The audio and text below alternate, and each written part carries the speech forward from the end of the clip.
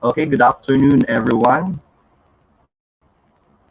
Okay, after another three meaningful sessions conducted a while ago, so which was all about choosing your own adventure through HyperDocs, that was discussed by Miss Paula Cortez, followed by exploring Google Data Studio, that was discussed by Mr. Junrey Lidres, and lastly, exploring Google Data Studio, that was discussed by Mr. Junrey, by Dr. Monijin Espeleta. And this time we're back for the other half of this momentous event. And so, once again, welcome to the second day of the GEG APAC Weekend Stay Connected 4.0.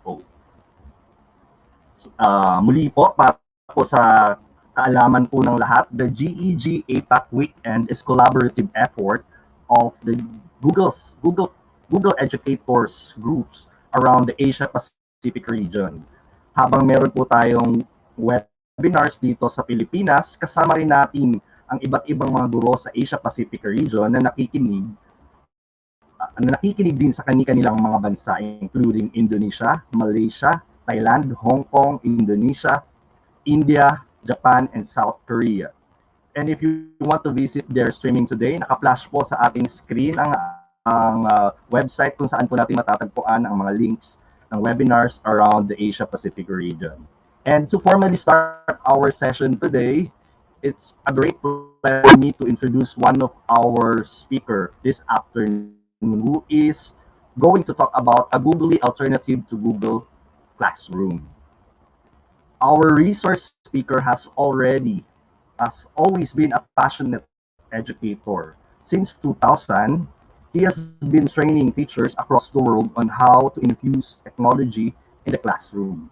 He remains humble and has generously mentored many teachers, not just through certifications, but to finding the best solution for their situation. So he is also a Google for Education certified innovator and trainer, and was a Google for Education certified innovator program coach and mentor for the Southeast Asia cohort in 2019, and continue to do this role for the Virtual Innovator Academy cohort in 2020. He is also an Adobe Creative Educator Levels 1 and 2, an Apple teacher, a Microsoft user specialist, a Google Certified Educator Levels 1 and 2, a GEG mentor for Asia Pacific region, a GEG leader for Ortigas, an international speaker and presenter, a lifelong learner, and most important, a dad. Ladies and gentlemen, our resource speaker, Mr. Gary Garcia. Good afternoon, Sir Gary. Hi, magandang hapon po, Sir Mark Joseph. Good afternoon po sa lahat ng ating mga taga-subaybay. Maraming salamat po sa inyong pagdalo sa ating webinar ngayon. So for this session po, my session is entitled po, A Googley Alternative to Google Classroom. Kasi po, dito ako nagsimula, hindi po ako nagsimula sa Google Classroom.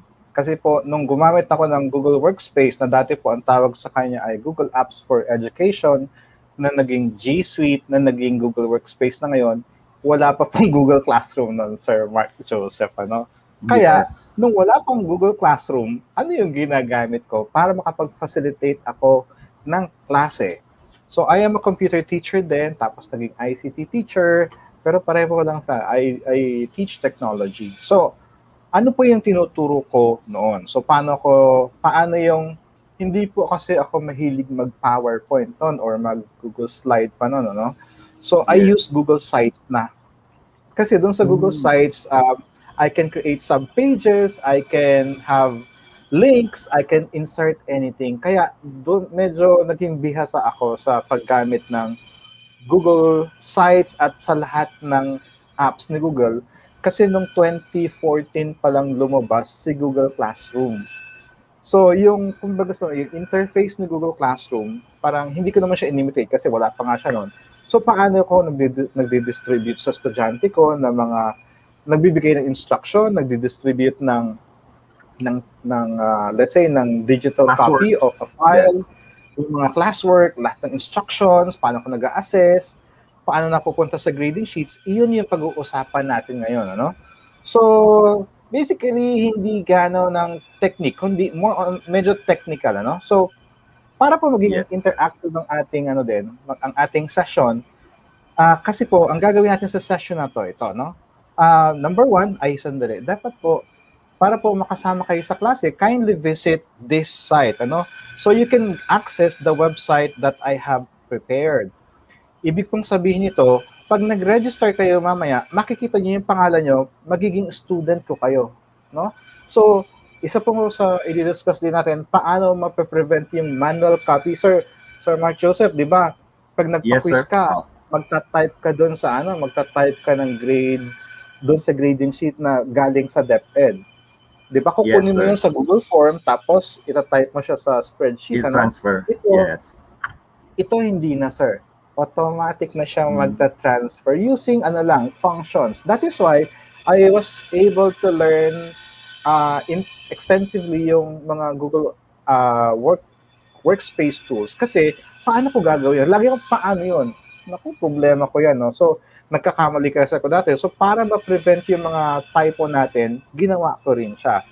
So, punta po kayo dun sa URL, tapos mag-sign up po kayo. Ngayon po, itong session na to, so, ano yung kasama talaga sa session na to? Lahat ng gusto nyong isama, pwede nyo isama doon sa gagawin natin. Pero, primarily, Google Site, Doc Sheets, yung slides, wala pa akong example. Si Forms, hindi ko po ituturo isa-isa to, no? Pero ito yung mga basic naman na, ba't dalawa yung sites doon? So, basic naman yung, lahat ng basic lang. Hindi nyo kailangan maging expert sa paggamit nito mga to. Basta you know the basics of Google Workspace, you're good to go. So, ayan po, requirement, basic of Google Workspace, and the passion to learn extensively different educational tools. Ayun, no? Ba't merong dot doon? Magkasama po yung second and third line doon, ano? Tapos, yung focus po natin, magiging techie tayo, hindi tayo more on strategy. But this is, kaya nga po ang session na title natin ay A Googley Alternative to Classroom. So, we will focus on automatically put the raw score to DepEd grading sheet from a Google Form assessment. So, paano natin siya gagawin? So, kaya nga po, unang-una, kailangan ko naman ang inyong data. So, basically, your email, your name, and then a simple question. So, parang ito po yung registration. No? So, paano mangyayari yung registration? You start with the registration form, which is on my in my homepage. Ayan. Tapos, syempre, so let's say you want to have, so if you want to know more about me, nandiyan siya sa About Me. Tapos, for the class encounter, ito po yung ginagawa ko, no? So let's say lesson 1 or day 1. Let's say, ang lesson ko ngayon is all about, ano ba yung nakalagay ko dito?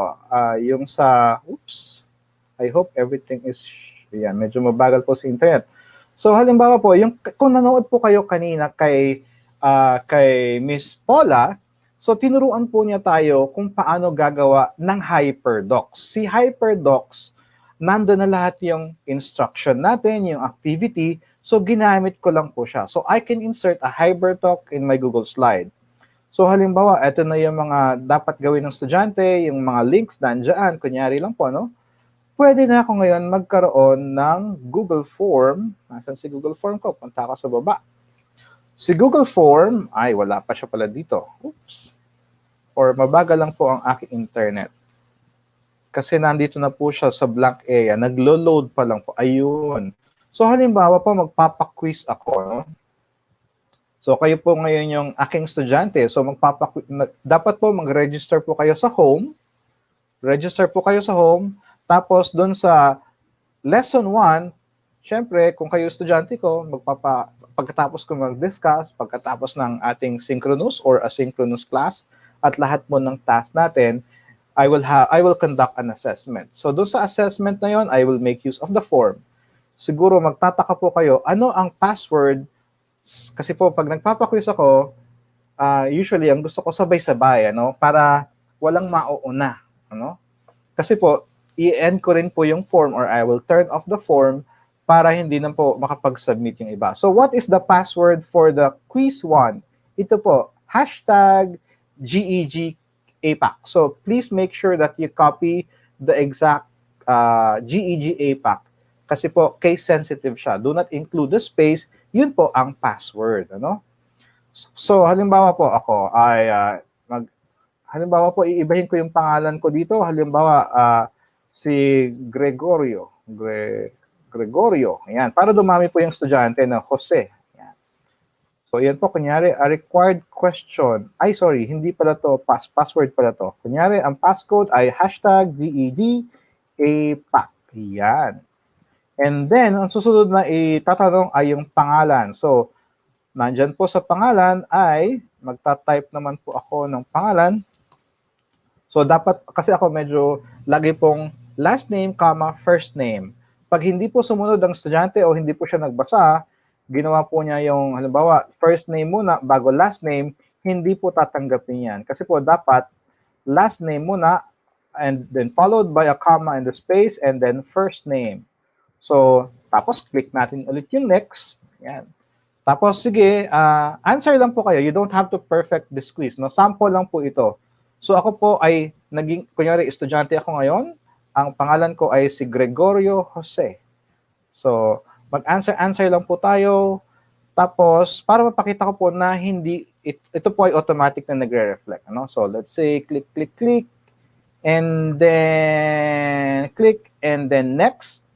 Tapos po, ang aking, sa huli po ng aking assessment, basta ginamit ko po si Google Form, ang lagi pong last page ko ay, ayan, you are almost done. Lagi ako meron ganito pag nagpapa-assess. Bakit po? Kasi alam po natin ang estudyante, sagot lang ng sagot, hindi nagbabasa. So, lagi po akong parang meron conforme. Before submitting, make sure to review all entries in the form. Clicking done signifies that you have reviewed all entries and answers. So para po walang excuse ang estudyante na ay hindi ko po nabasa, ay yung following instruction po kasi very important para sa akin. So when I click done, that is the only time. So nagumamit lang po ako ng checkbox and it's a required question. They have no choice but to check it para ibig sabihin nabasa nila, na-review nila ang kanilang mga sagot.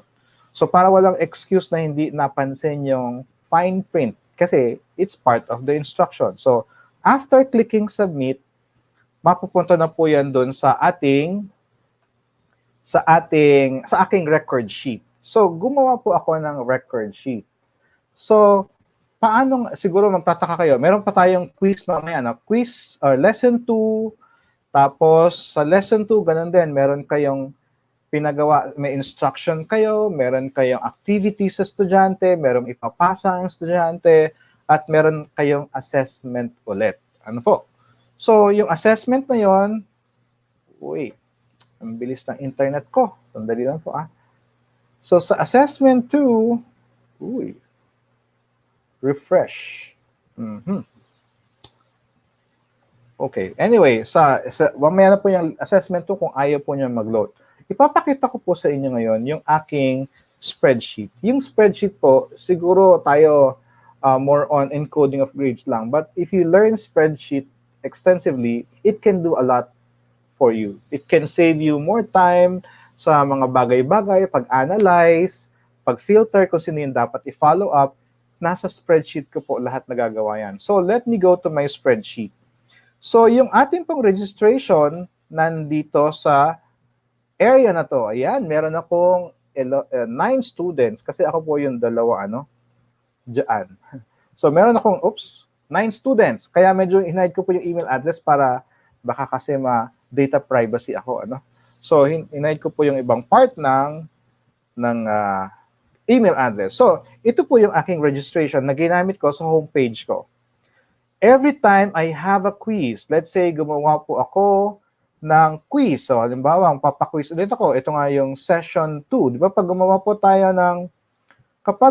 tayo ng quiz, ng Google Form, usually, para makapunta tayo sa spreadsheet, ang ginagawa po natin ay, ano pong ginagawa natin? Nag-click po, punta po tayo ng Responses tab, and then we click the Create Sheet. Pero ang technique po talaga ay, when you click this, you have to select, kasi ito po ay nakalink na, no? Sandali lang po Let me create a new form. Forms.new. To create a new form. Ayan. Ay, sorry. Forms.new. To create a new form. Kahit po ilan ang quiz natin, ang pinaka-key po dito para madali po yung pag-transfer natin ng grade from a Google form to our banig or spreadsheet na provided ng DepEd. When we click the Create a Spreadsheet, ang key po dito ay select existing spreadsheet. Para po lahat ng spreadsheet na back-end ng Google form natin nasa isang file lang. Kasi napakalaki pong savings ang magagawa ninyo. So let's say, I will select now, let's say yung spreadsheet ko na a Googley alternative. So let me select that one and then click select. So ibig sabihin po nun, nasa isang file, multiple sheets lang siya, magkakaibang tab lang po, yung Google form ko. Ngayon po, so nandyan makikita nyo. So i-close ko na to kasi ito ay pareho din ng Googley alternative. Ito din po yun, no? So, sorry, this one. Close ko na rin po itong isang ito. Ayan. So, ito pong registration, ito po yung ginamit natin kanina sa homepage. Pag every time I have a quiz, I just make use of select what we call this, select an existing spreadsheet, ano? So ano po ang mahalaga ngayon, no? Sandali lang po. Liliitan ko kasi hindi ko pala na change yung size ng what we call this, ng ibang sheet, ano? So i-hide ko lang po muna. Sandali lang po, gagawin ko lang po ng mabilis, ano? I-hide ko lang po ang inyong mga email address para po hindi niyo ako makasuhan ng data privacy. Wait lang po. Itataas ko lang po siya. Ay. Okay. Naka-share pala ang aking window. So, sandali lang po Anyway, so ano pong gagawin ko ngayon?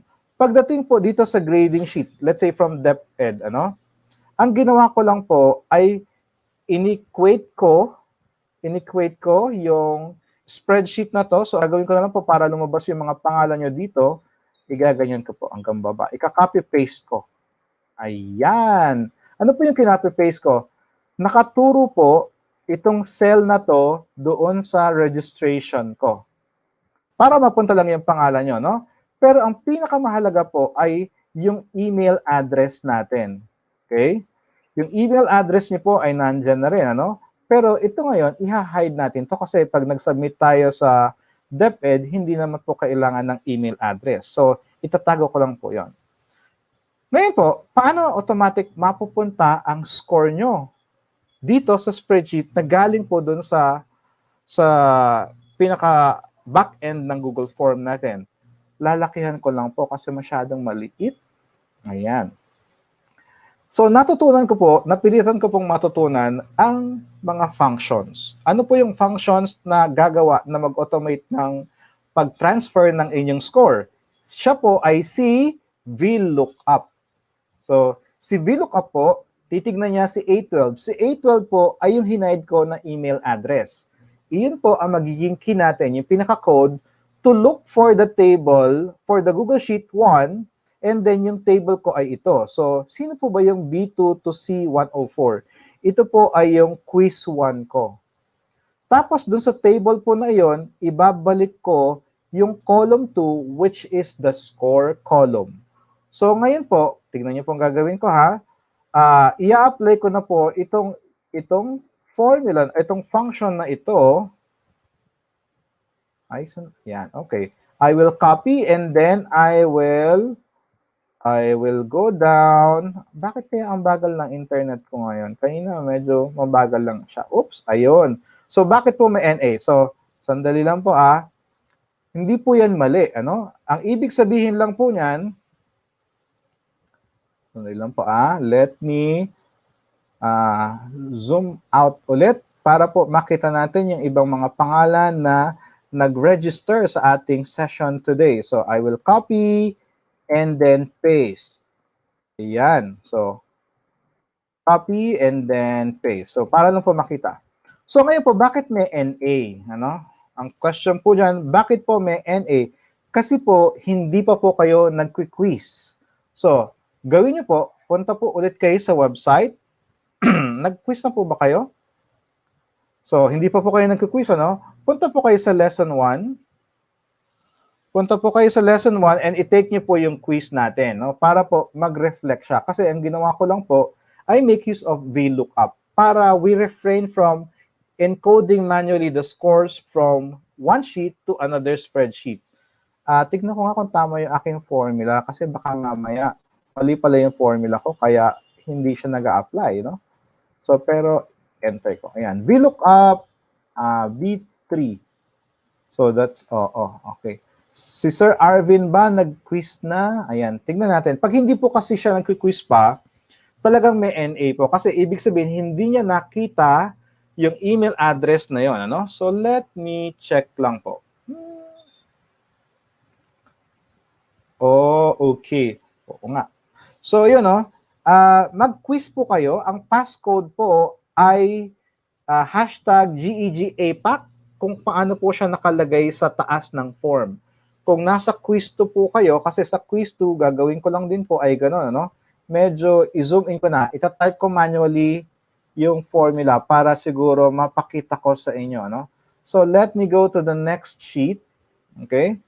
So, sa next sheet, kasi yung quiz 1 and quiz 2, parehong 5 points lang po ang ginawa ko. So, ngayon, paano ko gagawin ito? So, VLOOKUP, pupunta po ako ngayon sa formula, VLOOKUP, and then, ang aking pong titignan doon ay yung email address o si email address ni Gary Garcia na nandun po sa column A, nasa cell A12. Tapos po, ang next kasi, si VLOOKUP, yung range daw po natin o yung table natin. So, let's say this is the second quiz. I will now go to the quiz 2. I will go to quiz 2 and hindi pa pala ako nagta-type ng aking, nag-answer din ng quiz 2. So, I will just highlight this. Okay, I will highlight this and then maybe I'll highlight everything and then go back to the next one. Pero po, dito sa highlighted ko na table, yung second column, which is the score, ang akin pong gustong ibalik. Tapos po, ang last argument ni VLOOKUP ay kung siya po ba ay alphabetically arranged or not. So, gagawin ko pong 0 kasi hindi naman po siya alphabetically arranged, kaya ayan. So, 0. So, ngayon po, ayun, si Sir Arvin nag-quiz na. So, ngayon, hindi pa ako nag-quiz, ano? So, ang gagawin ko, pupunta ako ngayon sa quiz number 2. So, sasagutan ko na lang po dito sa form ko siya para mabilis. Tapos, yung email kong gagamitin ay yung dapat consistent ako sa email address ko. So, yung address ay, ano yung address ko doon na ginamit? Sandali lang po, Ang address ko po na ginamit doon ay, okay, so si EdTech and Beyond. Okay, so, dito po, ay, sandali, bakit? Okay, sasagot lang po ako ng quiz 2. So, kung ano po, kayo din po, magsagot din po kayo ng quiz 2, no? So, kung ano po kasi yung nandito, siya po ang passcode, ano? Ang passcode po. So, let me go to this particular quiz. And then, let me type the passcode here. Passcode. Tapos po, gary@edtechandbeyond.com. And then, I'll click next. And then, let's say, si Gary Garcia. Pero ito po, hindi na mahalaga ito kasi ang pinaka-key po dito ay ang ating email address. So, let's say, manghuhula na lang po ako para matapos ko na agad ang ating quiz, no? So, ayan. 5 points ito. Hindi ko alam kung ilang points ang meron ako. Sige, tignan natin. I think, nakalagay naman dito yung view score. Tignan natin kung ilan ako. Ang nakuha ko. So, nakalagay po dito, ang nakuha ko ay, nasa na siya? View score. Nasa na ang aking score? Naglo-load pa po siya, no? So anyway, magre-reflect po yung score niyan sa aking grade sheet. So punta na po ako dito. We look up, hindi siya nakita. Bakit kaya hindi nakita na naman? Oops. Okay, so B2, B3 to C102. So let me check lang po, ano? So ang gagawin ko, pupunta po ako dito, medyo i-hide ko lang po itong column na to. Ba't wala dito? Okay. Okay. Nasa row, okay, very good. Nasa row 85 po pala ako, no? So let me scroll up. Ayun. So ngayon po, mali lang po yung aking formula pala kasi nag-start ako sa row number 3. So dapat po row number 2. So pupunta lang po ako dito. Gagawin ko, simula po dapat sa B2. Ayan. So when I press enter, ayun, 1 out of 9 ang aking sagot. Ilan ba yung quiz ko? Hindi ko lang po na ano, no? So ngayon po ang gagawin ko, ika-copy at ipe-paste ko na po yung yung same, mali po. Dapat po, since this is a fixed table, gagawin ko lang po siyang fixed. Lalagyan ko lang po ng absolute reference po, no? Yung aking table. So I have to put a $sign since this is a fixed beginning and a fixed end. So before I copy, and then I'll paste it to the rest of the row. Paste. Ayan. So, tama po ba, Sir Arvin? Nag-quiz na si Miss Lou, Sir Alfred, hindi pa. Si Sir Junley, hindi pa rin nagtatake ng first quiz. Si Miss Michelle, nag-take na ng first quiz. So, mag-take po kayo ng first and second quiz. Ang passcode po ay nandoon sa taas, yung hashtag. Yun din po yung passcode nun.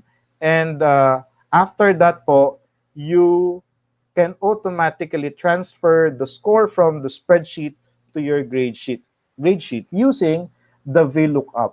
So every time you will have a quiz, it will be, you have to add the spreadsheet of that to this file. Tapos po, ang gagawin nyo na lang, copy-paste lang po kayo. Very minimal lang po ang modification. What you will change is the is the sheet name, and then just double check if the reference is correct. From constant naman po yun, no? So if you will look at my G12, this is quiz 1 kasi po galing dito. Pagdating naman po sa quiz number 2, manggagaling naman po siya sa quiz number 2. Pero the same po lahat ng function. So parang you have to set it up once. So para po automatic na magko-compute na siya. So kaya lang naman po may NA to kasi hindi pa po nag-quiz, ano? So ayan. Okay, so yun lang po, no? So kaya ko po naintindihan ng gusto yung kasi po ako more on paano ko gagawin ito. No, nagsisimula po ako kasi wala pa nga pong Google Classroom. So ayoko pong manual mag-encode kasi it takes time to transfer doon sa spreadsheet. Nung dati po ay hindi pa po yung kahit ano pong grade sheet natin, meron po tayong mga formula na ginagamit.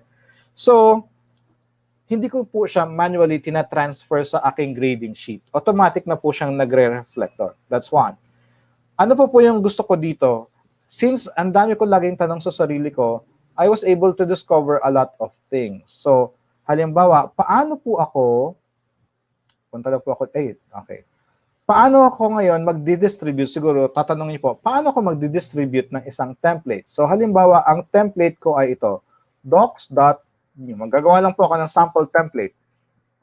Halimbawa po dun sa template na yon, parang sa Google Classroom, nag-a-add po tayo ng template natin, and then we make a copy for each student. So, ang gagawin ko lang po dito sa Google Docs, ganun lang din po, ipe-prepare ko lang po yung template na i-distribute ko sa estudyante na dapat po magkakaroon sila ng sarili nilang kopya.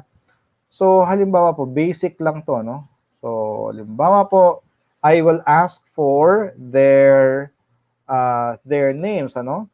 So, halimbawa, name, tapos email address, email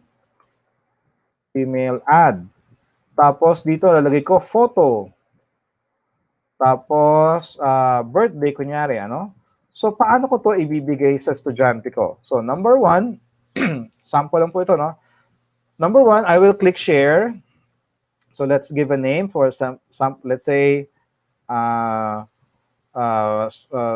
info, student info. Ayan, student info.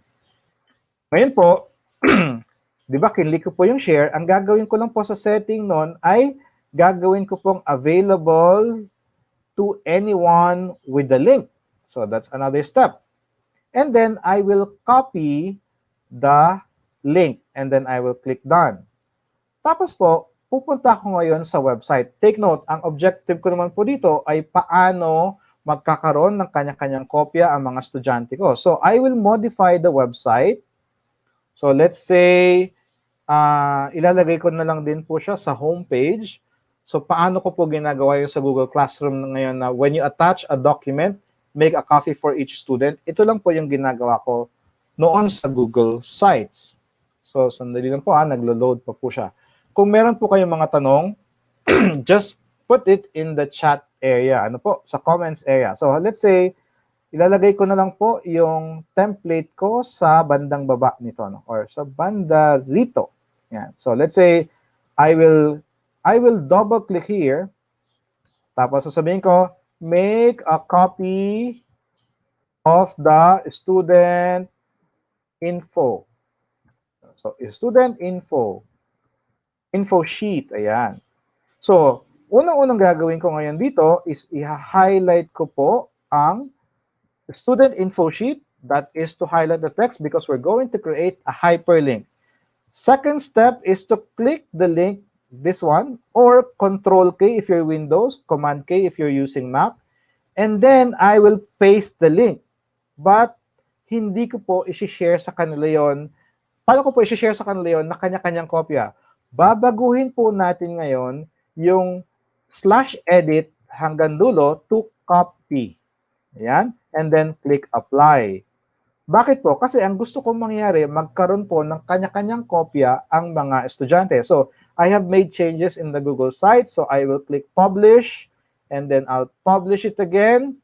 And then I will click to the live website. I will refresh this. So, kayo din po, no? Pwede nyo makita yung aking template by going to the home page. So, let's go to the home page.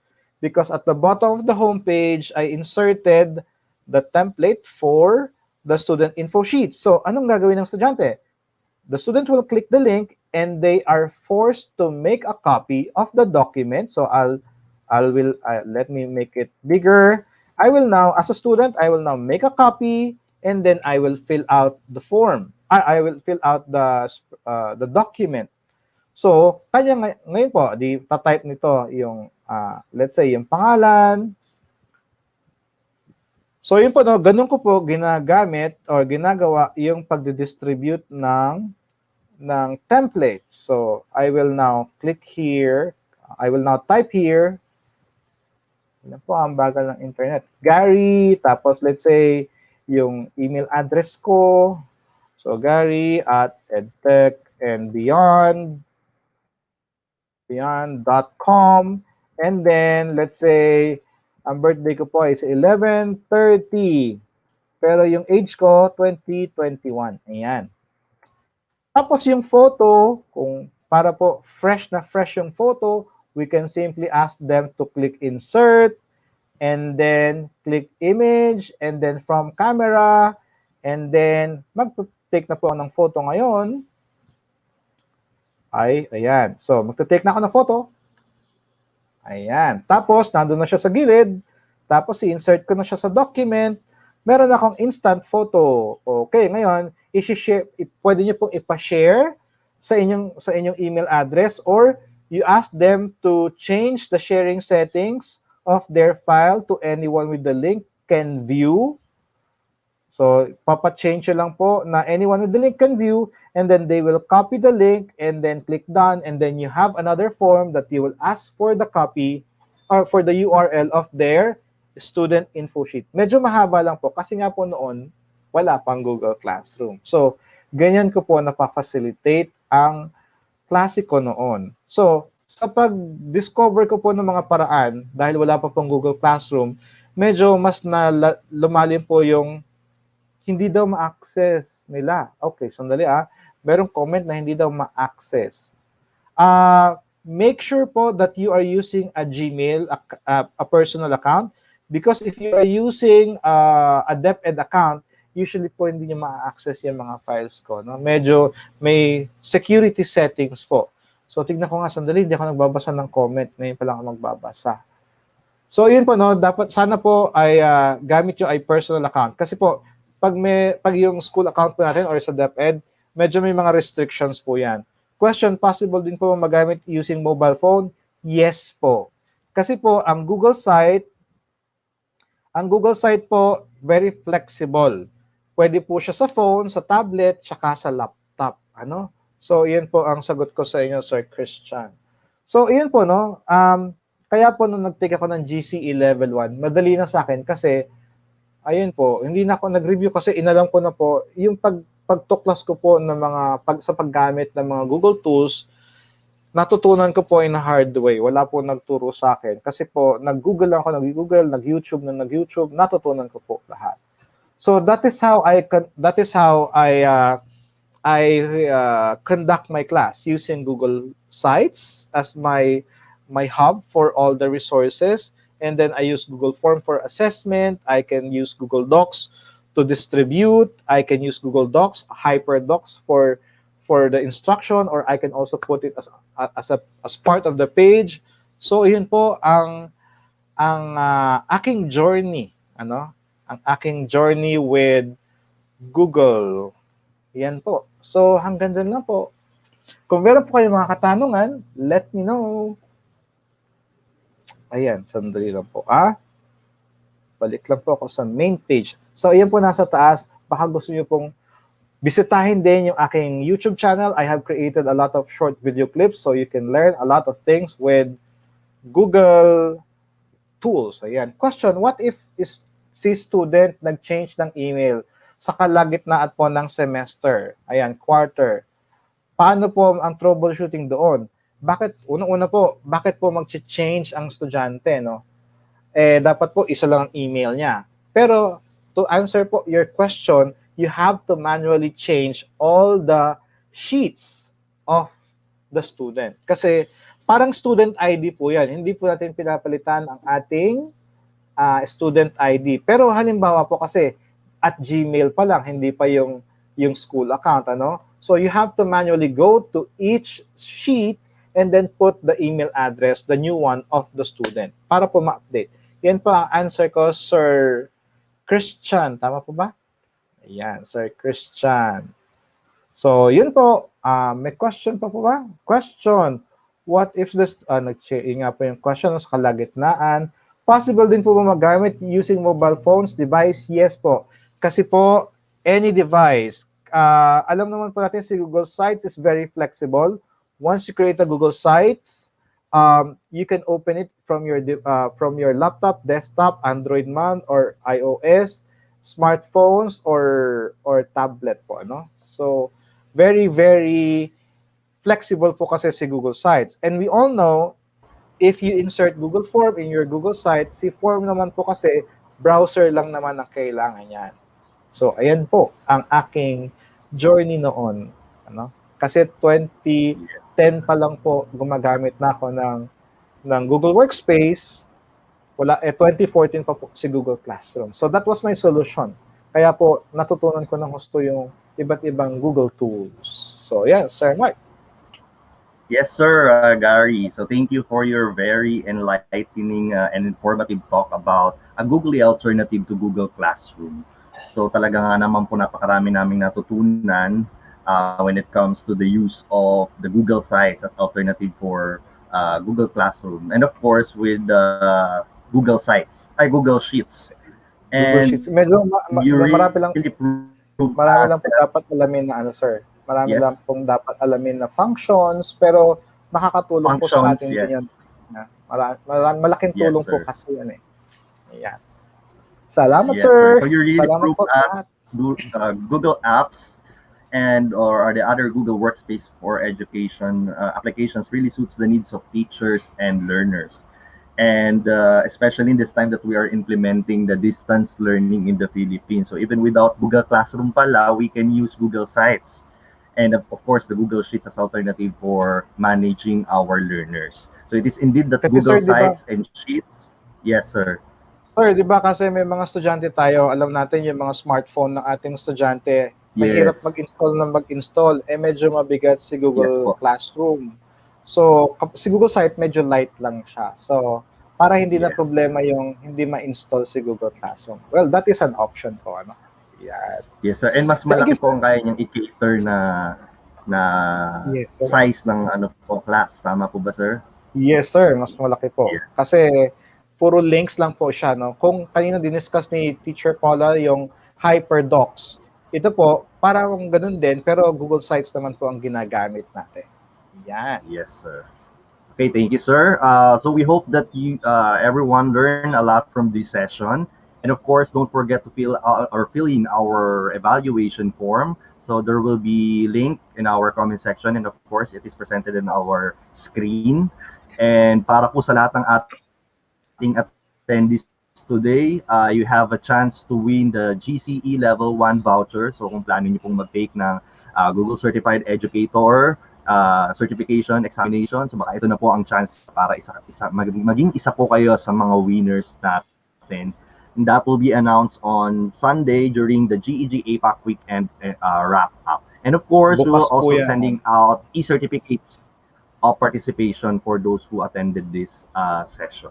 So please stay connected to our next session that will be focused on on the one of the most widely used educational technology tool, which is the Google Classroom.